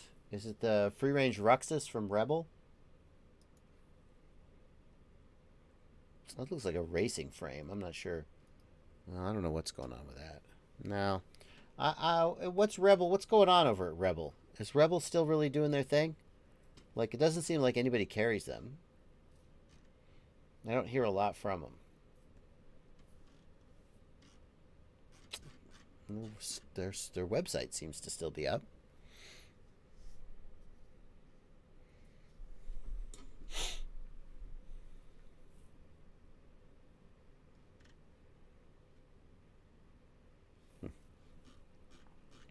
One of the very first Rotor Ride episodes was a sit down with Rebel mini quads.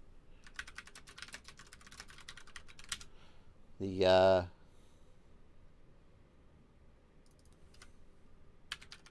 think it was like their second or third episode. Yeah. Hey, you guys, remember Ben? Everybody says, Rotor Ride used to be better. Rotor Ride used to be better. It used to be so much better than it is now. Some people say that. And I'd like to remind you, one of the very first Rotor Ride episodes was a sit-down interview with, oh, look at these people. Look at these people.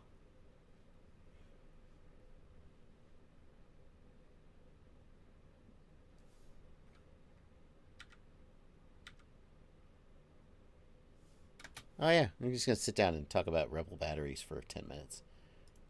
Oh yeah, good. Some solid content right here.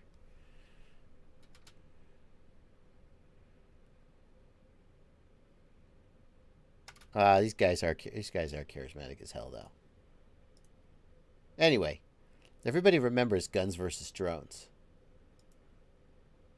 Yeah, you know, there's always been some upsides and downsides.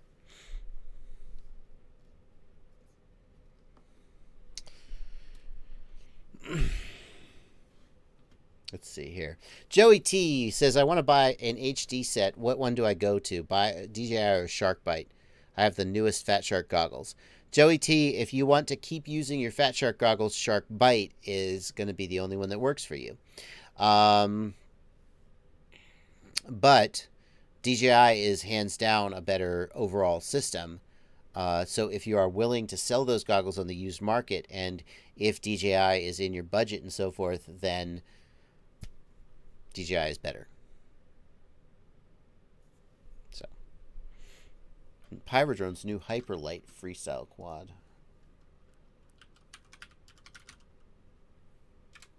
Let's see.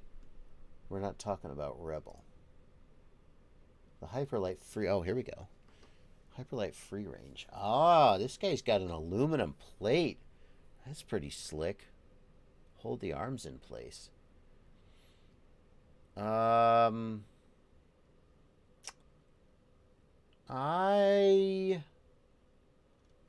don't know how I feel about that.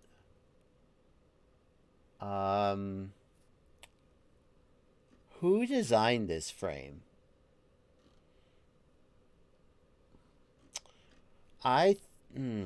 Yeah. CNC machined aluminum plate.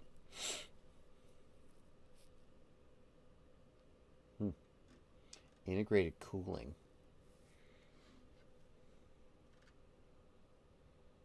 Yeah, Don Lads, of course I picked the worst video.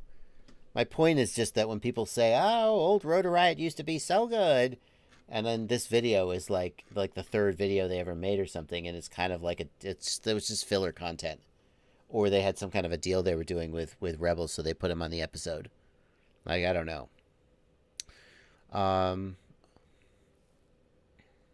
It uses an aluminum mid plate as a heat sink and comes with thermal paste to help the Vista stay cool. I'd be curious about the durability, because one of the advantages of carbon fiber is that it has flexibility. It has a little bit of give. Aluminum, of course, doesn't. Once this aluminum bends, it's basically bent for good. Feral FPV says Pyrodrone's ripping Kebab off. I don't know how much of this I want to talk about on the stream. So, of course, I'm going to talk about it on the stream. I think that there is some disagreement between Kebab and Pyro about the use of the Hyperlite frames.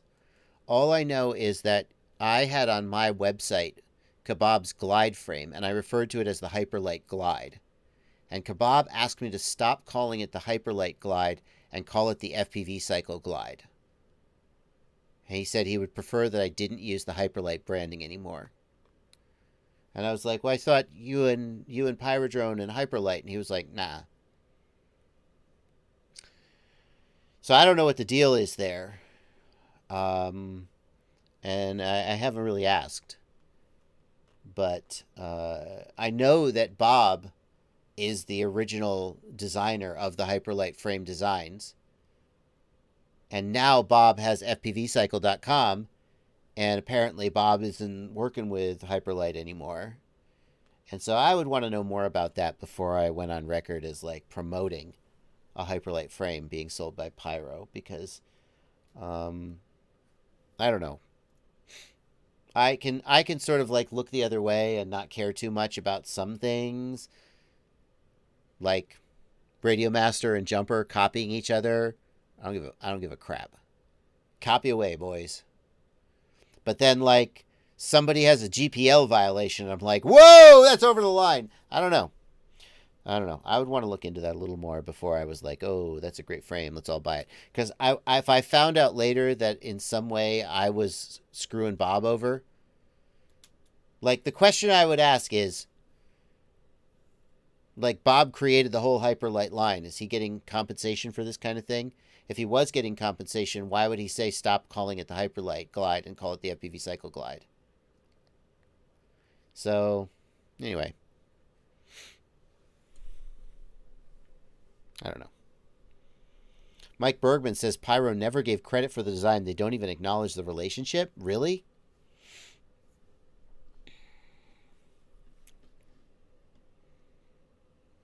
Anyway.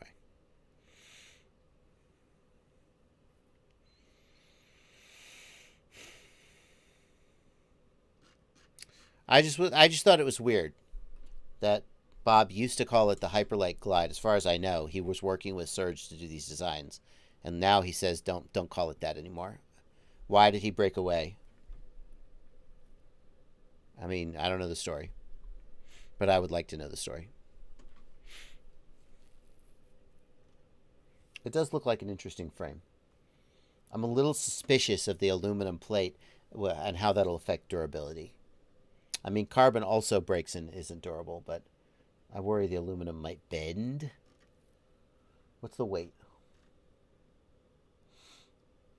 108 grams without TPU. That's impressive. And the plate is only $12 if you break it. That's pretty slick. It's pretty slick. It's a pretty slick design. I dig it. The other problem with aluminum is it's conductive. Well, carbon is also conductive, but the top surface of the carbon is enameled and typically won't be conductive immediately until it's rubbed away, whereas aluminum is instantly conductive. Well, is it if it's plated? Maybe not. Okay, I take that back. I take it back. What about Pyrodrone's new FPV backpack? Wouldn't it have been cool if I spent like 15 minutes talking about the FPV backpack earlier on the stream? That would be slick.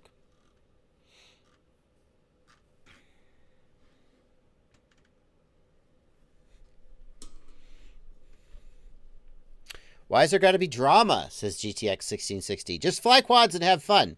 GTX 660, I mean, by the time you have a store doing millions of dollars of revenue, there's drama. Anytime there is money involved, there's drama. And anytime there's business involved, there's money involved. So for people that say, guys, it's just a hobby. You guys, just take it easy. It's a hobby. We're all just flying toys. I mean, you may be flying toys, but for some of us, it's our entire living. So, I mean, that's a good thing. That's a good thing. If there was no pyrodrone, FPV would be worse.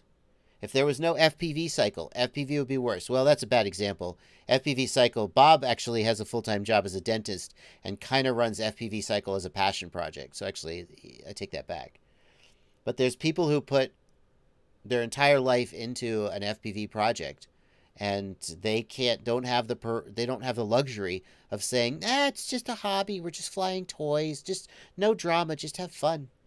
If you put hours and hours of your life into something, and then somebody else makes tens of thousands of dollars off it, and you make zero, you're going to be freaking mad about that.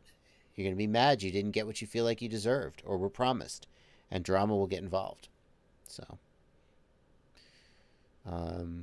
I just feel like that there is drama out there that is pointless and stupid. There is a lot of it. There is a lot of pointless, stupid drama in FPV. And to that, the correct answer is, this is stupid. Just calm down and play with your toys, gentlemen. But sometimes people are like, why is there got to be drama? And I'm like, well, actually, this is kind of a big deal.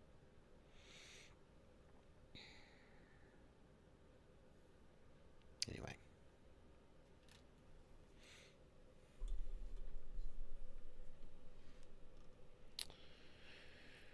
Bruno Boto, thank you for £5. £5. I bought a Nazgul 5v2 recently, but it starts twitching midair. Is there a way to check this before I start buying spares? Also, the USB came out. Well, if the USB lifted off, Bruno Boto, I would be going back to iFlight and asking them if they would send me another flight controller. It's a known issue that on some flight controllers, the USB comes off a little easily. So I would hope they would give you the benefit of the doubt and not be like, well, you must have broken it. The twitching in midair, you can fix that by going into the configuration tab and change the gyro to use parameter. Gyro to use. And change it from both to first. And if that doesn't fix it, change it to second. That flight controller has 2 gyro chips. And if one of them goes bad, the quad will twitch. But you can set it to use the other one, and then it'll be fine.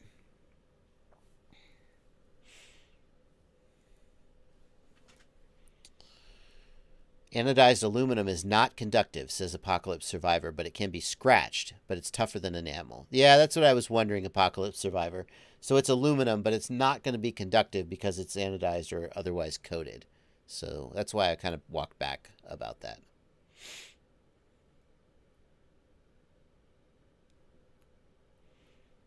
I will say this, that business drama, there is almost never a net benefit, in my opinion, to bringing business-related drama to the public's attention. Because let's say that so-and-so did a business deal to design a frame, and then so-and-so took the frame, made $1 trillion, and didn't pay. And now they're having a disagreement, and they have a fight. Like, freaking sue that guy. Handle it in court. But don't take it onto Facebook, because no one in the court of public opinion really knows the truth. You're going to go out there and you're going to say your version of the story, and then maybe the other guy's going to say their version of the story. You're going to end up arguing about it. No one knows the truth. They just know what you're telling them. They're all going to take sides, and they're all going to fight with each other over which one of you is right. And it just brings the whole thing down. It creates discord and disagreement, and it's just really, really bad for everybody involved. And it doesn't actually get you any closer to solving your problem. If there's a company out there, like when, I'm going to pick on Flight 1, because it's just the truth.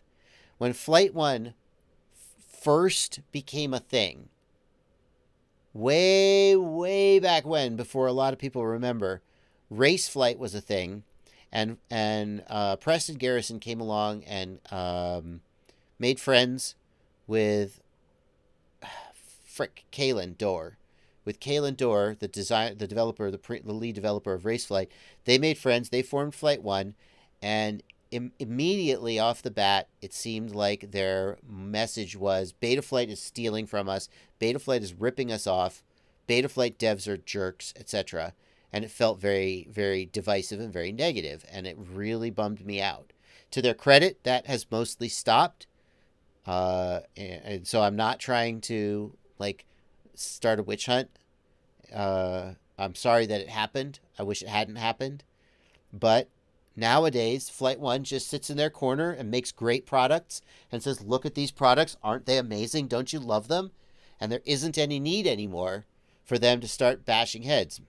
Maybe it's, I don't know. I think that's better.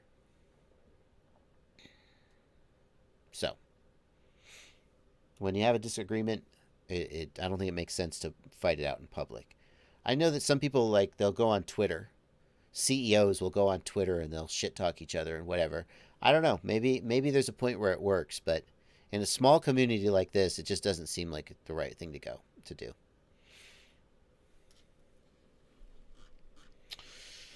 Oh.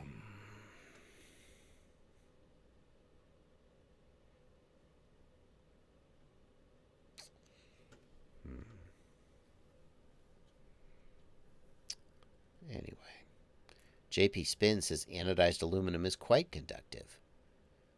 I don't know. Doesn't it depend on what it's coated with? Whether you have to scrape through the coating?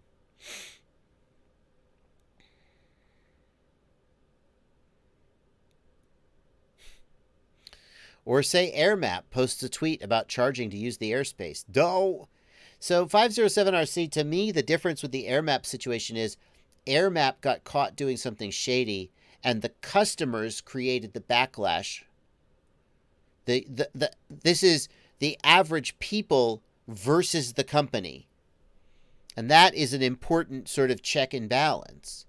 But when you have two companies who are having, or two business entities who are having a business disagreement, and they take the fight to the public, I think that's I don't like that.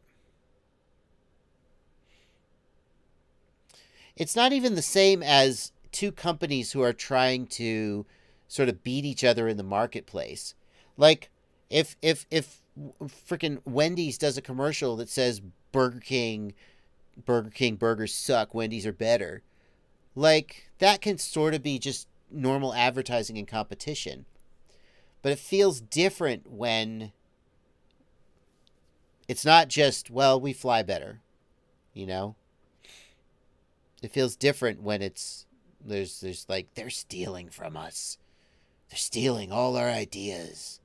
That's like an accusation. It's not just a statement about which product is better. It's like an accusation of a crime, of a moral wrong. Somebody did you wrong. Take him to court. I don't know. Anyway. Aber the Ham, thank you for a $5 super chat. I have 6mm thick arms and 2807 motors. 10mm motor screws stick through the base about 1mm. Gently touch the windings, but 8mm don't leave much thread. Aber the Ham, I have a brilliant idea for you. Use 10mm with a washer. The washer will back it off by a 0.5 millimeter or 1 millimeter, and you'll be good to go. If your motor screws are too long, use a washer. That's not technically what washers are for, but they will get the job done. Carlos Botros says, I've been cutting carbon fiber for a car club logo for the past 8 hours, and I've got the worst headache ever. I want to cut a frame. Carlos, I don't know if carbon fiber exposure gives you a headache, but I hope that you are dealing with that carbon fiber dust successfully. Stevens Box says, I can't take it anymore. Thank you for $5, Stevens Box. 2 feet of snow outside. Can't wait for your reply to my email, Dream Build Flyaway, about to hover test in the house. Sorry, man, I'm a little late getting to my emails this morning because I have been working on a video all day, but I will definitely do my best to get them answered before I go to bed tonight. You shouldn't, OB Squad says, what about grinding down the 10mm bolts? I mean, you can, but what a pain in the ass. Just get some freaking washers. Put the washers on there. Then it should be easy to replace them and everything.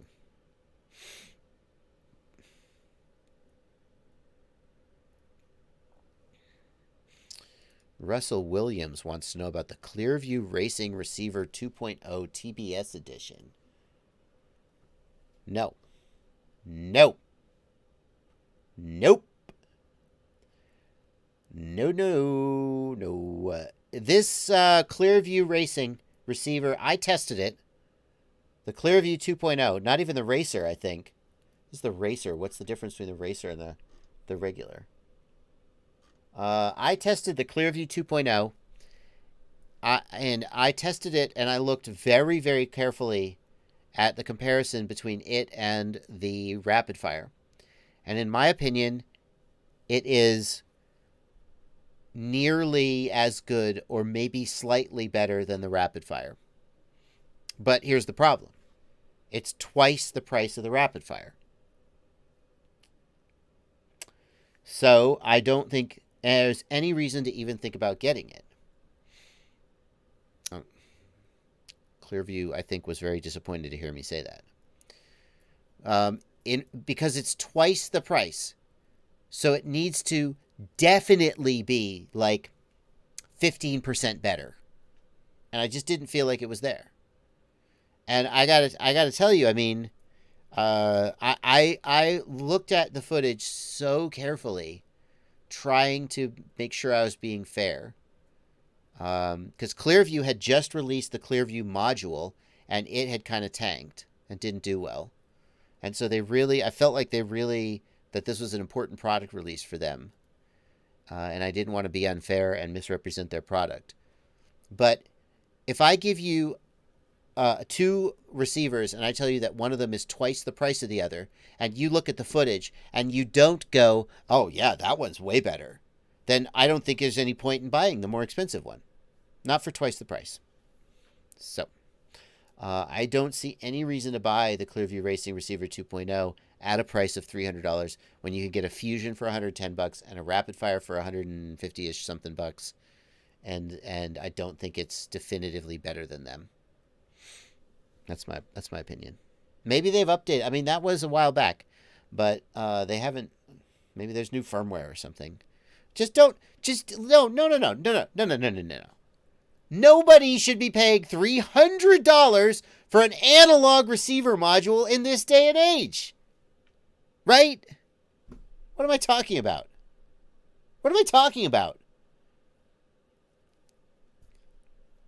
Nobody. $300 for an analog receiver module. Sorry. No. No. What are you talking about? It's ridiculous. Oh my God. It's 3 minutes to the end of the stream. Can you believe it? This stream has gone by so quickly thanks to the power of White Claw. Are you interested in making time pass faster, feeling more entertaining, and having everyone dislike you, but you not be able to tell? Drink White Claw.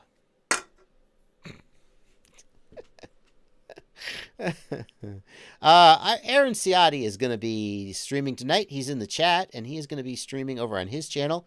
And I hope that he will start posting the link to his channel so you can all go raid his live stream. Dominic Lapointe wants to know if the Cobra X review is out. Dominic Lapointe, please check out fpvknowitall.com, my website. There is a link to my editorial calendar there. I have updated all of February, and the Sky Zone review is scheduled currently for the 12th.